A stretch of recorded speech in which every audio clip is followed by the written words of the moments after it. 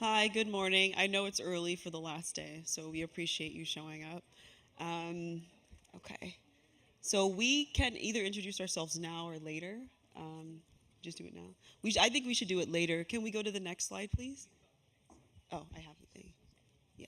Oh, a little bit further up. Okay, great. Okay, so each of you should be getting a piece of paper, already have a piece of paper. I'll wait for a little bit.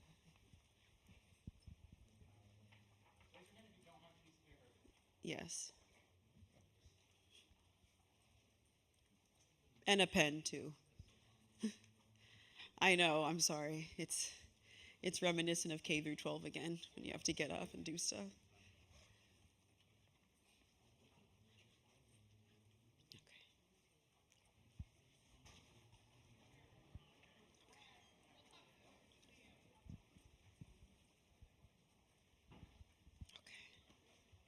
So does everyone have a piece of paper? Okay, you got it? Okay. So we're gonna give you, and I gotta put my timer up. We're gonna give you 45 seconds to answer two different questions. Um, we're gonna have to tell you the answer to get the ball rolling, but basically whoever thinks they have it, write it on the piece of paper and then raise it up. So whoever gets it first, we'll meet up with you after the panel. So let me do. Okay, so hey Siri, 45 seconds.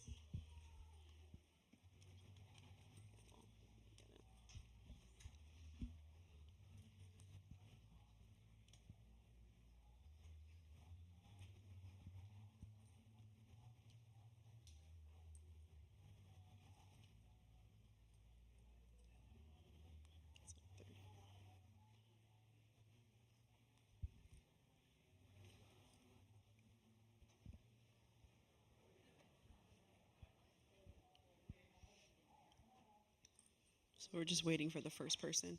Oh wow. Okay, so great. Okay. Okay, so what was your in the back? What was your name? Oh, yeah. What was your name? Okay, what did you get for the your response? Great. Great. Yeah, clap. Correct. That's correct. That is correct. Yeah. Okay. Okay. Great. Okay, so there's one more. It is B. Or actually no, it's not. Oh no, wait. Let me make sure. It's not B. So what was so who the second person to raise it was someone over here. Was it you? Yeah, go ahead and introduce yourself. Okay, Gregory. So what answer did you get? Yeah, that's right. It's yeah, because I was like, yeah. Okay. So 45 seconds for this one.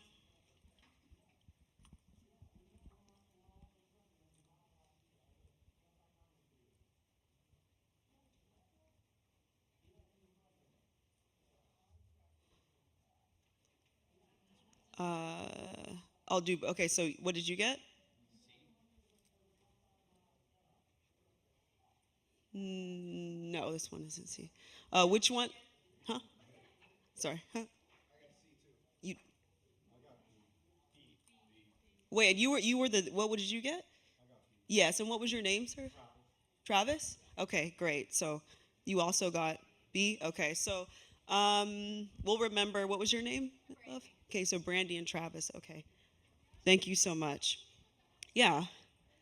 So the point of that sort of exercise was kind of forms the precursor to why we think that this talk is important. So with the last question, even ChatGPT couldn't answer it.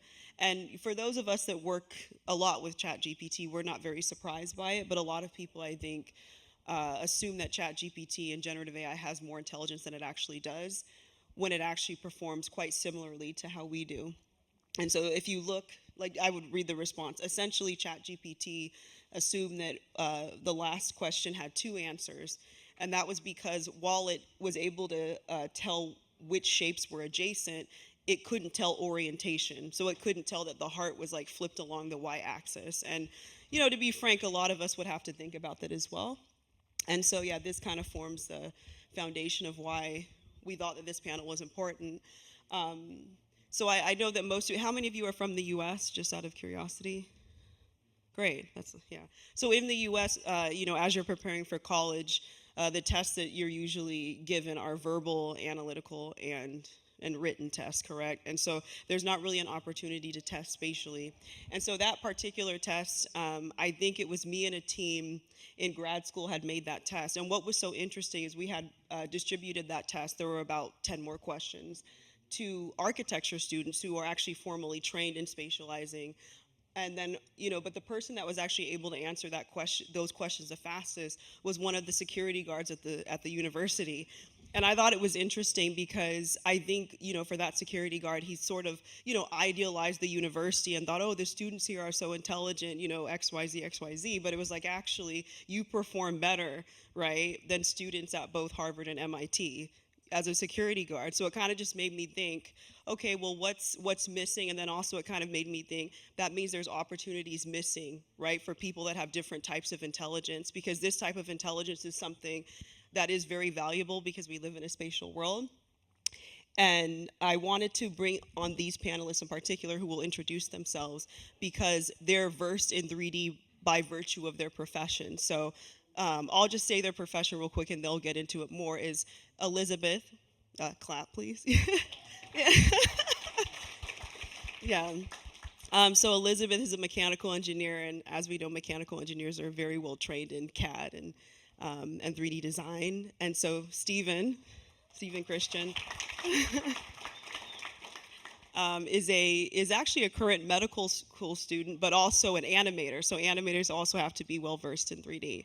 And then lastly, we have Markus, who is a professor of computer science. And I'll let them go more into their research right now. Go ahead, Elizabeth. Hi, as Jasmine said, thank you very much for the introduction.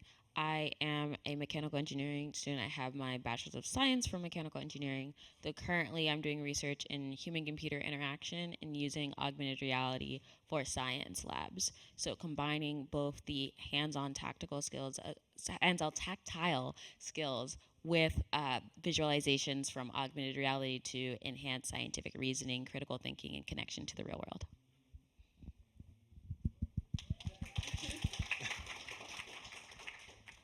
Again, thanks for the introduction. And my name is Stephen Christian.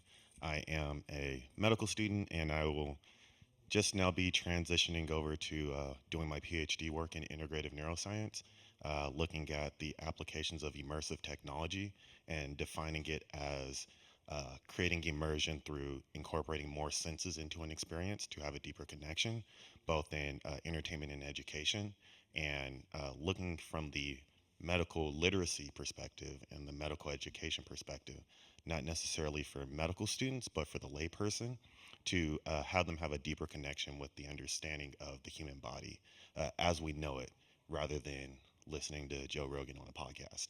And so it's a really interesting thing to sort of navigate, particularly because my sort of creative endeavors as an animator is looking at immersion for more intriguing and engaging book experiences through augmented reality. And so I sort of hit the sweet spot in that. But prior to that, my sort of drive to sort of immersive technology and neuroscience was that I was a football player for 12 years. So anybody that understands about CTE, and after having injuries, my goal is to look at the advancements of traumatic brain injury sort of research and how sensors and technologies can actually mitigate some of the effects of those things before it gets worse. And so it's a I feel blessed.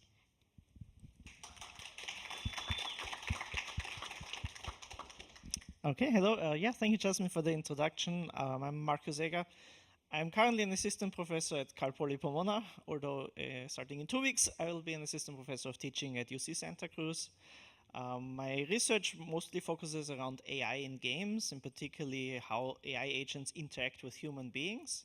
At Cal Poly Pomona, I was also the co-director of the CPP VR lab, where we had students develop VR games and VR experiences every spring, and this was always super exciting for me to see.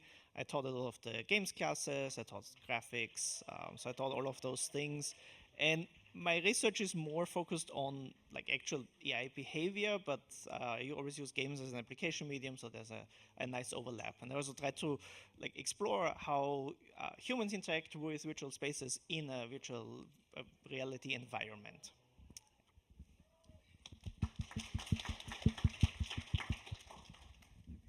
So I have this just so that we're kept on track.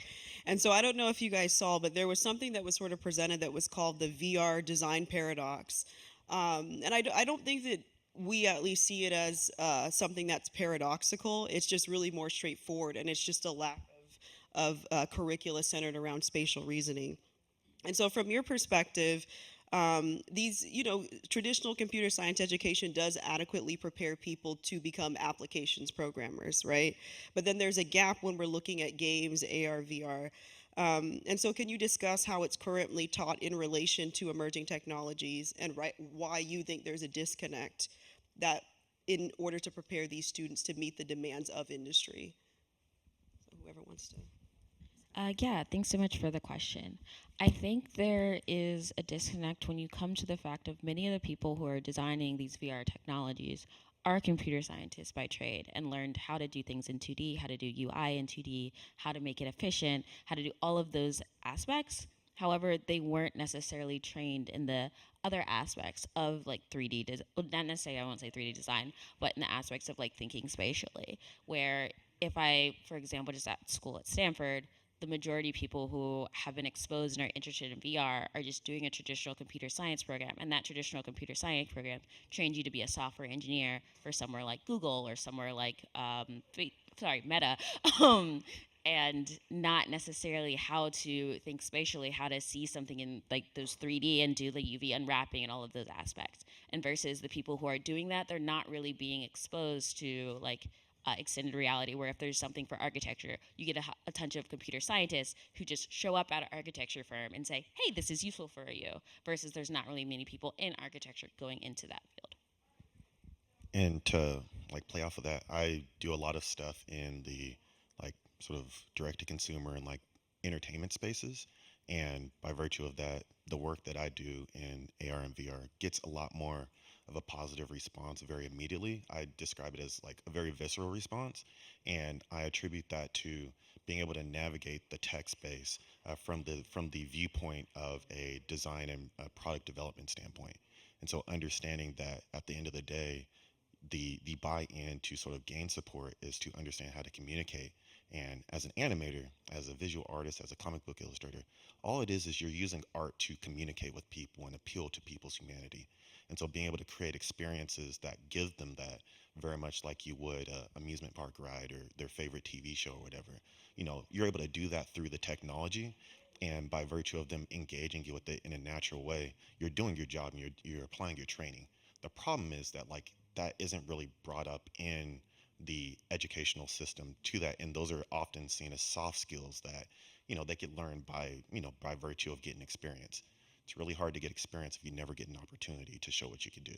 And so by sort of bumping up the necessity for having those soft skills integrated into that workflow, you're going to understand product development. You're going to understand the values of innovation and how to be adaptable, especially in a recession where you might not know where your next check is coming from.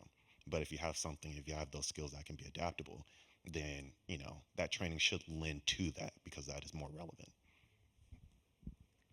Yeah, I want to add on to the whole point of like training and computer scientists doing things that like we really shouldn't be doing. And like I'll be honest, basically I said like computer scientists, we don't have our own problems, we solve everyone else's problems. But you can also tell when that is done well and when it's done poorly. Like I believe it's done poorly if you don't engage with the people whose problems you're actually gonna solve. A while back everyone did neural networks and people were like, oh, you want to detect cancer? I know how neural networks work, I'll detect cancer for you, without actually talking to a medical professional. And that's like a bad approach. But by actually working together with other people, like in our cases, maybe we actually talk to architecture people that actually are familiar with reasoning about spatial layouts. That will help making the VR experiences that we are developing as computer scientists, where we actually know how the programming works, that much more enjoyable for an actual user and that much more useful for the actual application. So I think like soft skills, yes, it's very important that we learn, and I keep talking from a computer science perspective, we learn to talk to other people and to actually engage with the communities whose problems we are trying to solve. Because we are good at solving problems, but we are not always good at actually figuring out which problems we should solve and in which way it would be the most beneficial. So, and I feel like from an educational perspective, from a pure CS program perspective, we need to be more engaging, we need to be more multidisciplinary, interdisciplinary with how we actually structure these programs to actually make that happen.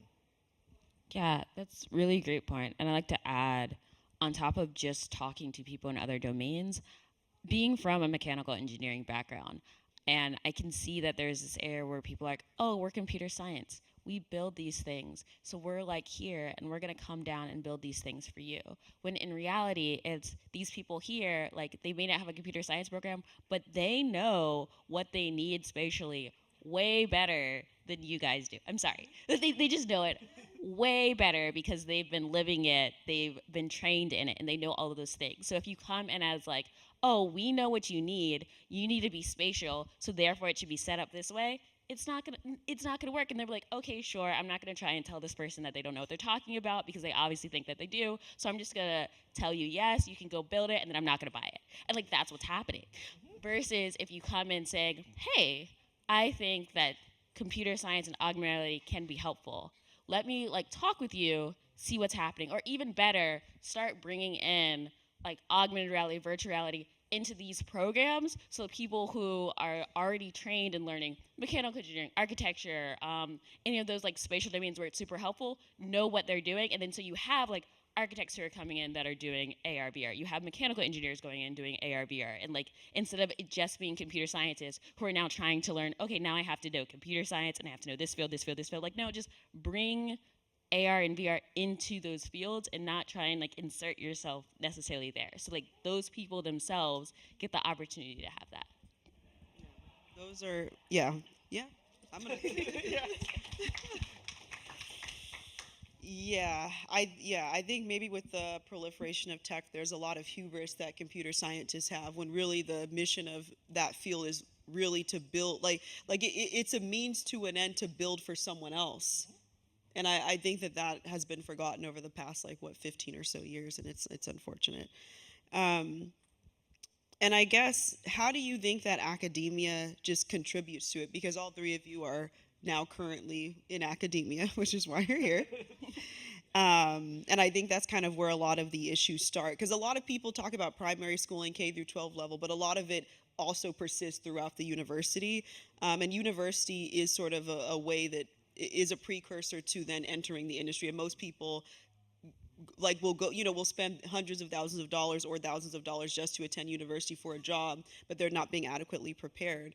And so where do you think that academia goes wrong, and what do you think how do you think that we can mitigate these issues specifically in academia? And then how can maybe that, I guess, transcend outward to just education in general?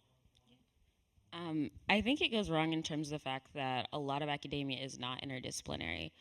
For example, really small story, coming from a mechanical engineering background, I was trying to do research in augmented reality, and I was going for an internship, and they're like, wait, but she's a mechanical engineer. And it's like, what?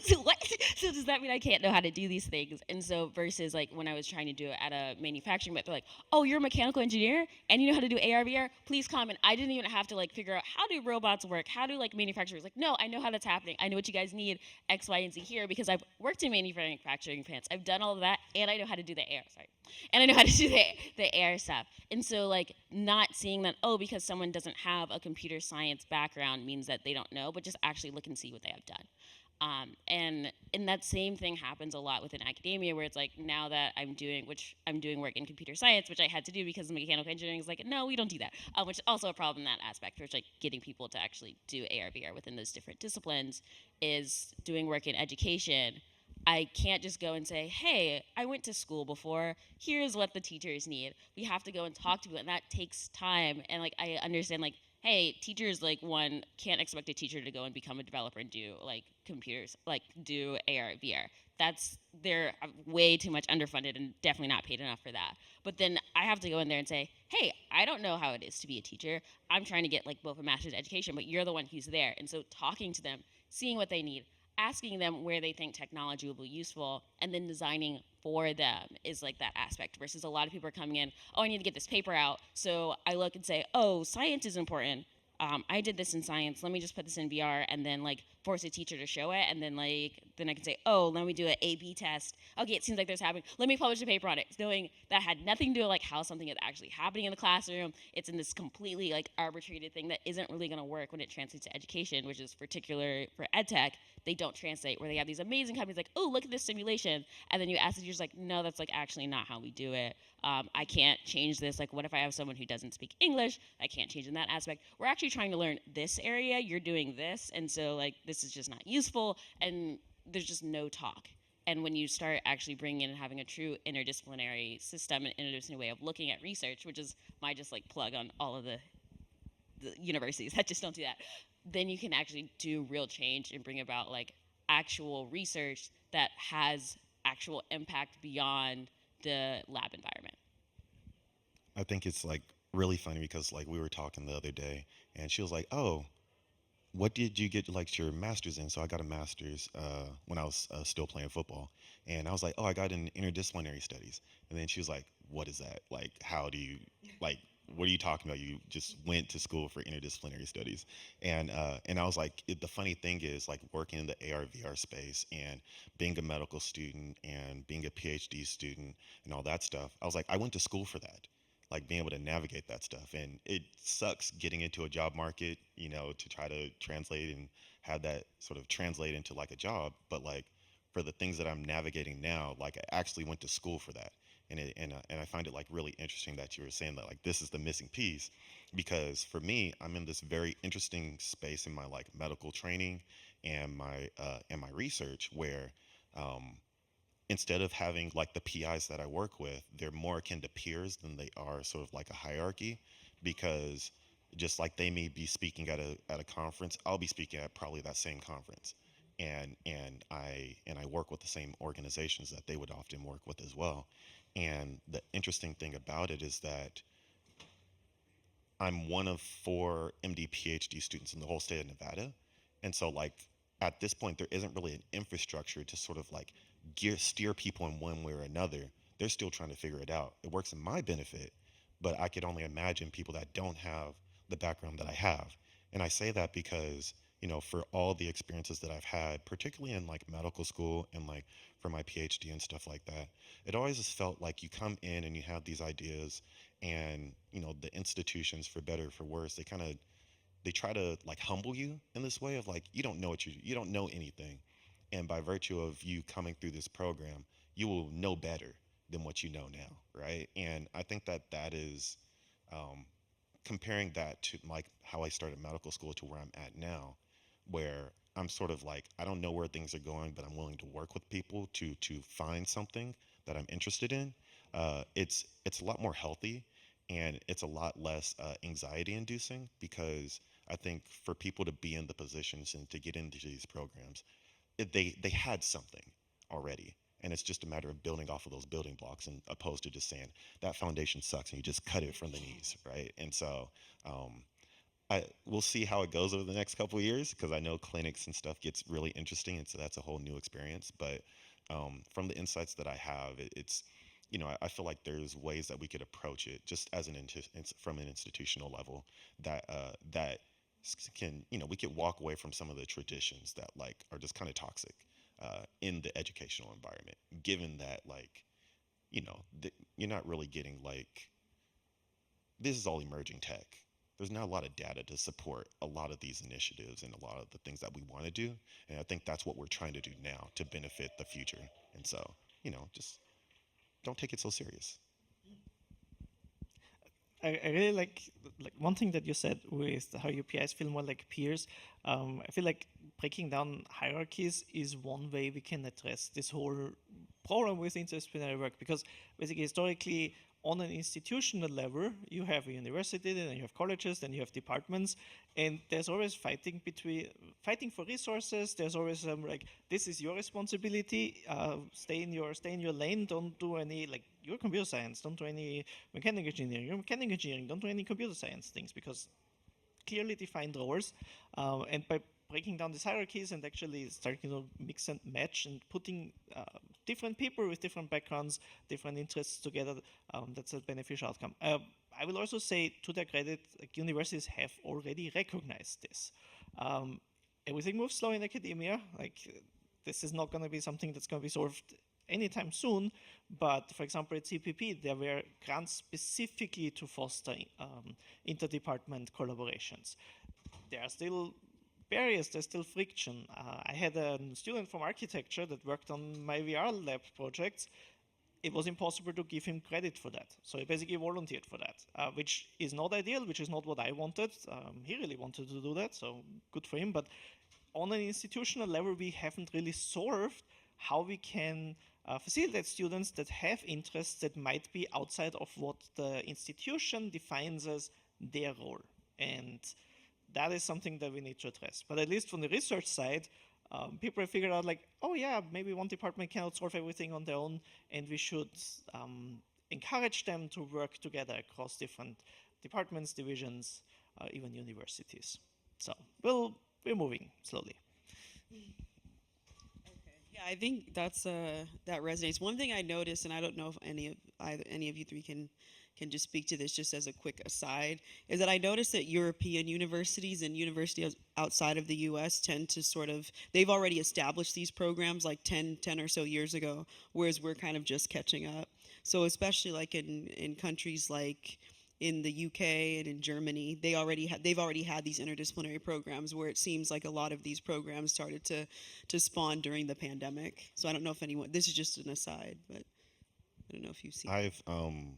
So I've noticed that a lot, and I think that it's, for my experience being more interdisciplinary going into the workforce, it is always felt as like it's been very hard to like find my place until the pandemic happened, to where there's a lot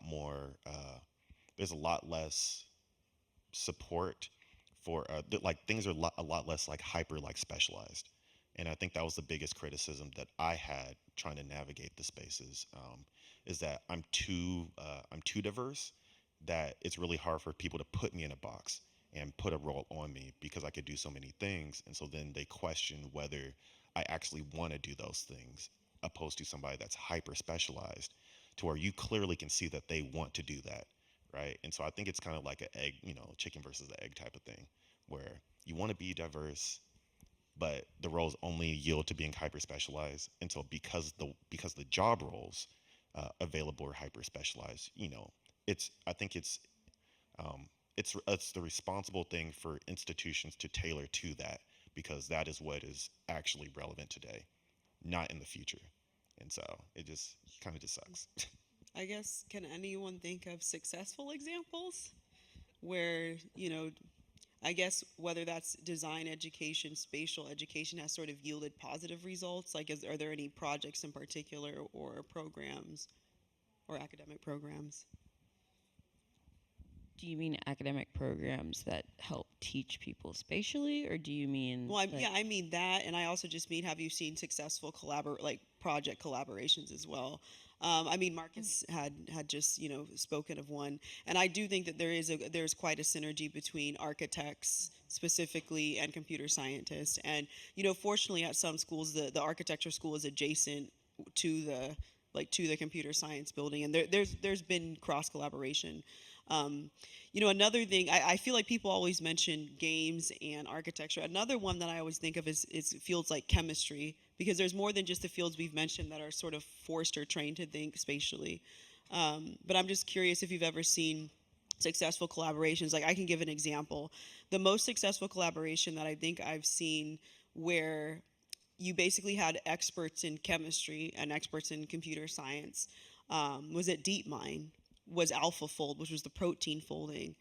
And so they essentially were using, WebGL. They had looked into using Unity in order to visualize, proteins to find vaccines. So I think for me that was the most impactful one, because it obviously directly affected all of us in terms of just helping with epidemiology and vaccines.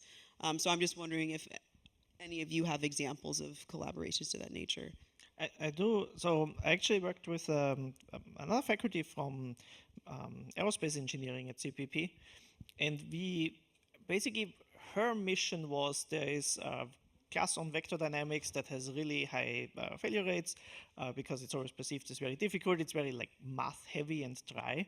And what we did was we developed several simulations in Unity where the students could actually see how these dynamic problems actually developed with animations. They could enter, well, for example, there was one which is like different pulleys with different sizes, and if you put a mass on one end, how does the whole pulley system move and so on. So we could simulate that, we could show that to the students, and I think why this collaboration was successful is because she came with, this is what I want to teach in the class, this is what I need to actually convey this information. And then from the CS side, I was working with several students of like, okay, this is what you need, how can we make this happen, and how can we actually animate this? So it was a very much I learned a lot about vector dynamics. I'm not a mechanical engineering person, I had no idea, but I learned a lot about that. And at the same time, she learned a lot about like what is possible and what is good to actually show on the website was actually in a WebGL build of a Unity application. Because not everything that she had imagined also translates well to that kind of medium. So I think that was a very good collaboration in that sense that we both learned a lot from each other. And it was really geared towards her specific needs for that class. And we hope we can roll that out to a bunch of different vector dynamics classes across the CSU system. So that's basically the plan, to advertise this to other professors and see if that's also useful for their classes. I also know just within the edtech space, there are certain districts that have collaborations with universities who are saying, hey, we are trying to do X, Y, and Z.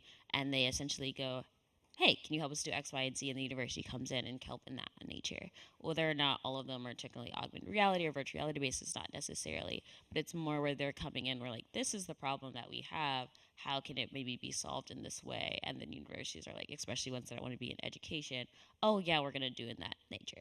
And so that happens a good amount, I think, at Stanford, because they have this collaboration, as well as with CMU, because they don't actually have an ed school. So anyone doing to do education is kind of forced to collaborate with the schools because there isn't necessarily anything else in that nature. And so those types of collaborations where either the person is coming to you first or you coming and asking, hey, is this something that would be helpful? Can I work with you to make this helpful? And they have the time and interest of doing that. It kind of makes the best kind of product.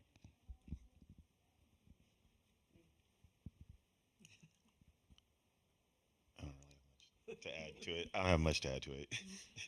No, I think, even though this talk is clearly about education, I think I would assume that the four of us kind of understand that it's sad because it ends up sort of extending to like who gets hired and hiring practices within the industry, which does directly, impact people economically. So yeah, glad that you guys came, and I think now this is a very long panel, but I think so what we wanted to do is just open the floor for questions to any of the panelists or anyone on stage. And so does anyone have any questions? Yeah. No, I mean, I couldn't answer it, okay? You know what I had to do in order to make that test? I had to make the cube, cut it out. Yeah. I totally want to talk to you afterwards. So I work at Kenyatta College, which is a California community college in the Bay Area. Totally want to connect with all of you.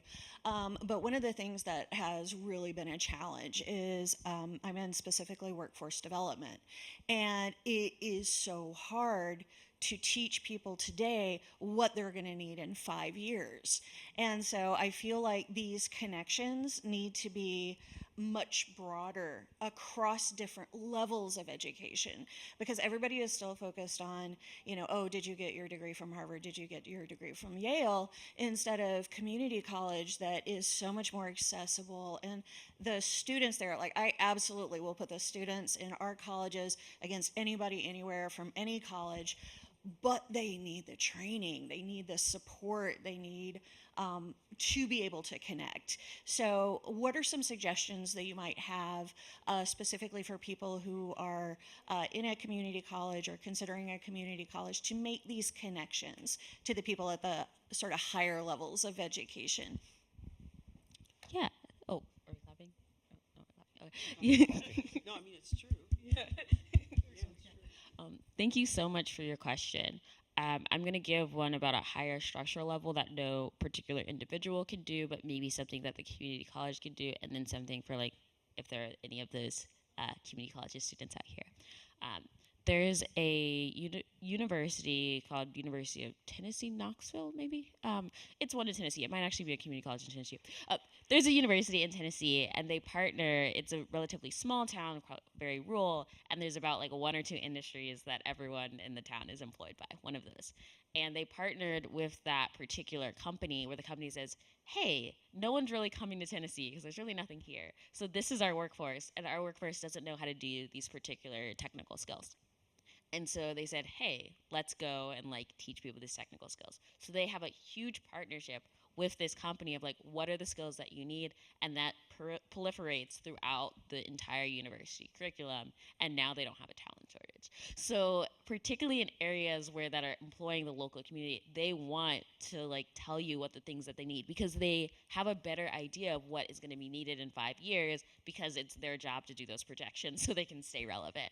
And so partnering with them and saying, hey, what do you guys need so that we can train our students to be ready for you?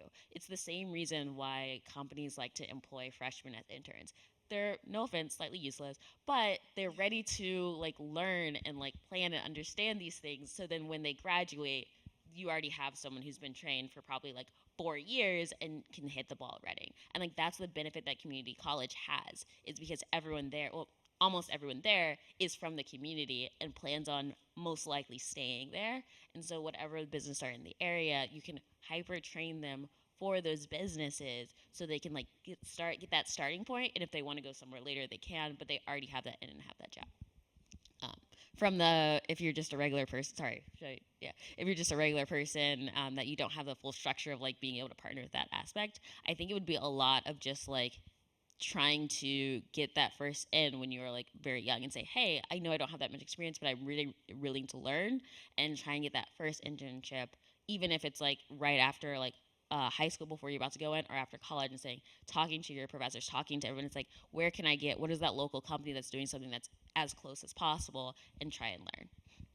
Yeah, I might actually interrupt just because, so for me, I think that there should be mobility allowed, right? So a lot of times people go to community colleges closer to their home, not necessarily because they want to stay in their community, it's because it's the most affordable to them, and then they can stay with their parents or their family.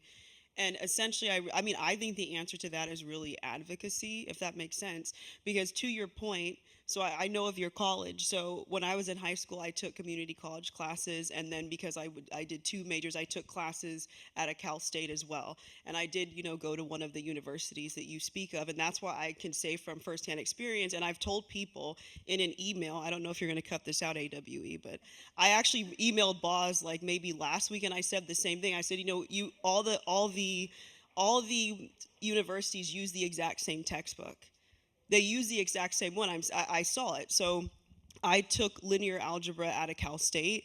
It was the exact same textbook that they're going to use at MIT, Columbia, Harvard, Yale, Stanford, and it's the exact same textbook. It's like, you may have the privilege of meeting that professor at certain universities, but for the most part, it's the same. And then one key difference of why, just me personally, I prefer community colleges is because a lot of R1 universities, so the universities that you alluded to, they sort of, what would you say? A lot of the professors are there for their research primarily, and they will tell you they're there for their research, but community college professors and a lot of Cal State, they are there because they care about the students. And so when you're talking about like just like the diffusion of knowledge. I mean, I would actually attribute why I'm in this field to the class that I took with a professor named Caden Crowell, correct? Like at that school, because a lot of my peers could not stand linear algebra, right?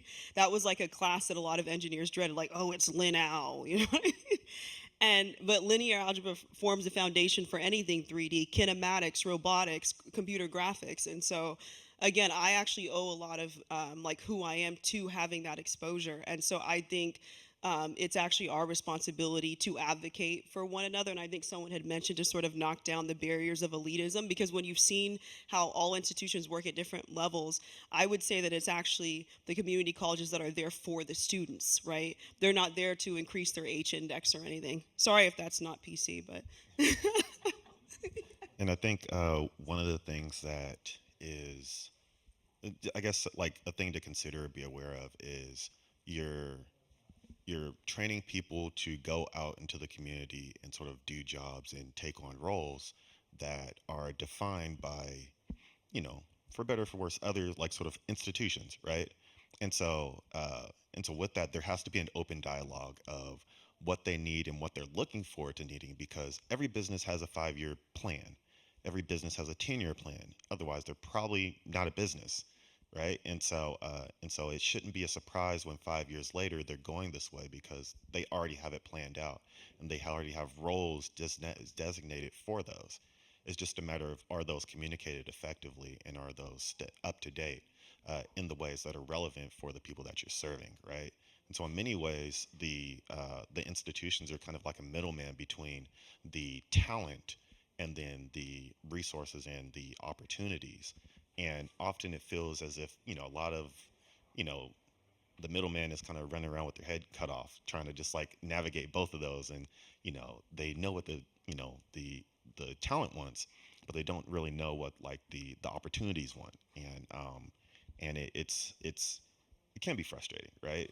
But at least from like my experience, sort of navigating all that and then getting into medicine, which is like, you know, I know exactly what my next 10 years looks like, you know, and that is uncomfortable for me because I'm not used to that. But they have a system in place to where, you know, in 2 years, you're expected to know the ins and outs of a human body, from cancer to, you know, high blood pressure to gout, all those things, and be comfortable with it, to navigate it in a way that is expected of you as a physician, right? And it's very compartmentalized, but they give you the opportunities to integrate it in ways that that leans to your learning style. And I think that, you know, they call it like a block system. So we do like this block, this block, this block. But at the end of it, we take a very comprehensive sort of like examination to show our competency in all those different things. And so that really echoes a lot of the experiences of me learning software development, me learning animation, me learning visual storytelling, knowing how to talk to people. Like all of those have been baked into sort of my interdisciplinary training, to where I only see it that way. I have no, you know, it's very difficult for me to compartmentalize things in a way that I guess is culturally relevant now for like the workforce. But, you know, if I come up with an idea or have an opportunity within medicine or within tech, I know how to navigate that in my sleep, because I that's just how I see the world. And so I think that for better or for worse, like, you know, the growing pains is how do you find a healthy balance between the two without, you know, getting jaded in a way that like, you know, is kind of a detriment to everybody. So Yeah, I want to add to something that Jasmine said, because I think that's very important. Um, every completely correctly, like every college, every university uses the same textbook for linear algebra, or maybe like there are 3 different textbooks, but they all cover exactly the same materials. And I think it's a bit of a mistake to trying to predict what's the hot new tech in 5 years, because 5 years ago, who would, if you had said 5 years ago that we're going to be needing prompt engineering, then please tell me the lottery numbers, because I could not have predicted that. But the fundamentals always stay the same. So it's a bit of an unpopular take, because of course students always want to learn the newest tech and the latest thing, but that's useful now. That is not necessarily going to be used for in 5 years, but the fundamentals, they are going to be used for in 5 years. They're going to be used for in 10 years, they're not going to change. If you learn linear algebra, if you really understand linear algebra, you can understand what that ChatGPT thing is doing, because in the end, it's a bunch of linear algebra.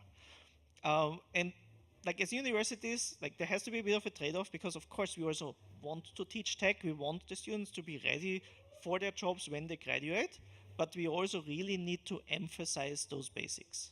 I teach a class called Formal Languages and Automata. Students hate it because it's pure math, it's just theory, but it is so important because it's basically what underlies a lot of what's going on in CS.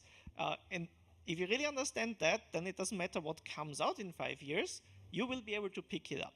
Like when I was in college, ChatGPT didn't exist. No one even thought about that could exist. But because my training focused a lot on linear algebra, we actually had a vice dean that he said his responsibility was of putting more math in the curriculum. And students hated him. I am so grateful that that happened, because all of that math is still the same somehow. Who knew? Are there any other questions? Oh. Sorry. Does anyone else? Sorry, he had his hand up. Just to say a little bit about what was just said to the idea of the interdisciplinary studies and everything there, and colleges and universities, going through 4 different colleges and universities, from big names down to community colleges. I think the community colleges was the best education I received. Aside from that, I think a lot of what you guys have been talking about within education, it comes down to, with its interdisciplinary studies, it's creative thinking, critical thinking, and problem solving. No matter what you're learning, no matter what program you're going into, if you're learning creative thinking, critical thinking, and problem solving, you can do the job. So some of the problems that you're looking at for education, I think, are more of a problem of the corporations hiring afterwards. They need to realize that. And I'd like to hear some of your thoughts on that, because I work in a major corporation that I am able to do that with multiple things. We have a field from under the ocean to the sky, and we can't know it all. But so long as we're critical thinkers, creative thinkers, and problem solvers, I can make VR applications for these sort of things in any field, and we work with subject matter experts to where we don't have to know it. We can go talk to the subject matter expert, and they can tell us what they need. So how do you, as educators, help the corporations see that that's where we need to go? I mean, even though this is so, I just send cold emails. Every time that Meta reaches out to me, I actually respond and say, no, you should actually hire from these schools, and I will list them. I'll say University of Utah, right? Because they don't even think of certain universities. I'm like Rochester, RIT, and I'll just list them. I'm like, USC has a games program, because it's like, if you're actually trying to really get VR off the ground, you actually shouldn't, unless the student has like prior knowledge, you probably shouldn't be hiring from just looking at a name brand and then using that to determine who gets hired.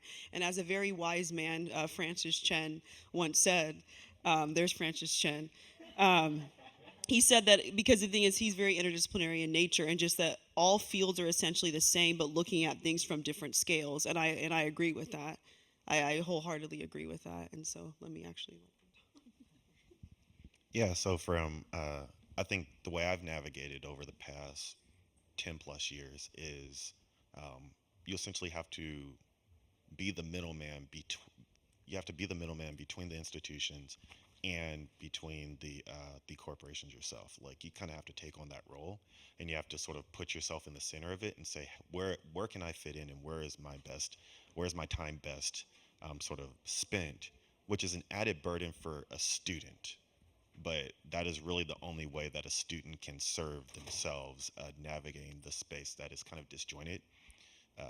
And in many ways, it can be it can be very enlightening and very formative, but it can also sort of lead to a lot of burnout and stuff, because you have to take on that extra burden that you probably don't have the resources to navigate. And so I've done a lot of cold calls and emails, just sort of fishing for roles and trying to see where people are, where the opportunities are, but understanding that, like, if you're not hyper specializing in your training, and by training like your education or whatever, what you're really saying is that you are being like a tried and true like generalist, which is great. It's very adaptable. You develop soft skills and all that stuff. but you're training for a role that you probably won't have access to unless you manifest it yourself, right? And so I joke around about, oh yeah, like I can't get hired as an entry level designer, but give me 3 years and I could be a creative director someplace, right? And understanding the pipeline for that is not a 3 year journey, right? It's not. But the skills that you develop and how you're able to navigate that to complete things to be get that consideration, really the only thing that's holding you back is just the experience and the time, right? But by virtue of that, you're sort of setting yourself up to be an entrepreneur, and knowing how to navigate those things that companies would do, but you're doing that on a smaller level with a smaller budget and getting a lot further faster. And so then it becomes like, are you going to move to Portland? Are you going to move to Seattle? Are you going to move to these places that lend to that and can support that? Because there's a traditional route that people can take, and people are successful at it, and that's why there's all these systems in place to sort of support that. But you're kind of a fish out of water if you feel like you can compete in that way and you don't have the resources to. And so it's tough right now. Yeah, I think that that there should just be advocacy. Do you understand? Like I don't. I mean, this is just I don't think that people in a position where they've already paid, whether that's they pay for community college, paid for $250K a year for for Dartmouth or whatever. I think there should be a level of advocacy that's done by people who have made it through. And so I really appreciate your question, and we'll get them to, because I think the issue actually just is the hiring managers and the way that the recruiters reach out. Like if we're just gonna tackle the question head on, that's actually the issue. And so just redirecting them to other programs, redirecting them to like community college programs that like facilitate that sort of learning is important.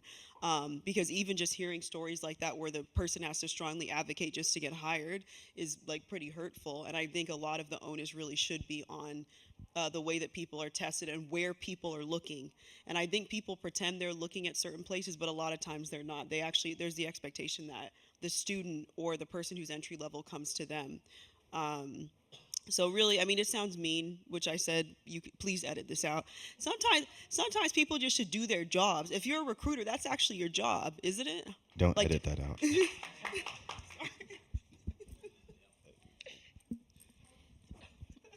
But it's tough. Like it's because everybody is stressed out and on the verge of burnout, and we still got to brush our teeth and wash our face and like stretch and drink water. And so it's like it's I think the open line of communication and being transparent. That's when things change, just let people know. Don't have people like look and fall victim to the problems that kind of come with the lack of communication. So. Yeah. Do you have any? You got a minute. So any closing statements?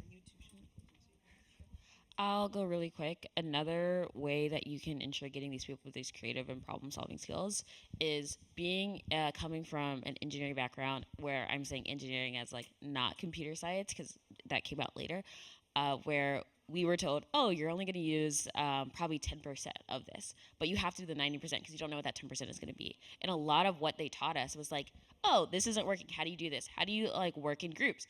If something different comes up or like for some reason you can't do this particular way, how do you go around it? And so it was a lot of learning how to think creatively, how to work with people who have like different views, different backgrounds, and different like came from like different schools where they have different expertise, and like that kind of like lends us to to be able to like think creatively and problem solve. And I'm not saying that's unique to engineering. I'm saying they just do that a lot in their programs. So finding programs where people are working in groups and they're like solving problems that isn't just PSAT or isn't just like a rote memorization thing will really help you find those people who can think creatively. And it's typically not at schools like Stanford. Yeah, so I keep seeing the timer ticking down, so I'll be very short. I think generally in academia we're just not very good at interfacing with industry, and that probably has to do with the incentive structure.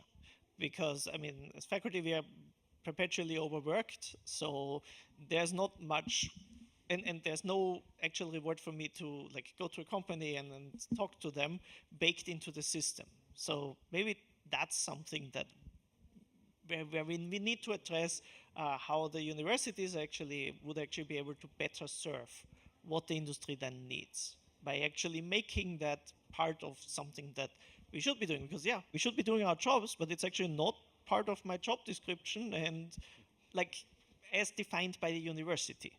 So maybe that's the problem. Amazing. Thank you so much. That was really interesting.